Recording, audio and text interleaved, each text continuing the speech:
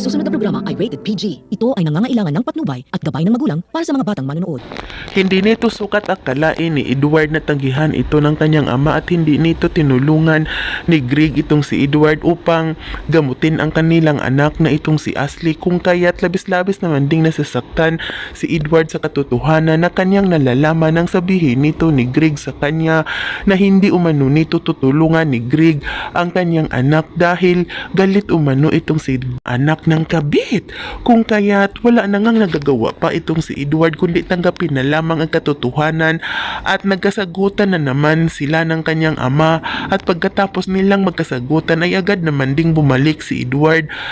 kay Tia at sinabi nga nito ni Edward kay Tia na bigo nga umano ito dahil hindi umano ito tutulungan ng kanyang ama na itong si Greg, kung kaya't agad naman din itong sinabihan ni Tia itong si Edward kung anong klase umanong ama itong si Greg, kung bakit hindi umano nitong magawa na tulungan ang kanyang anak na kadugo naman umano ito at bakit hayaan na lamang umano nitong mawala sa kanila ang kanyang anak.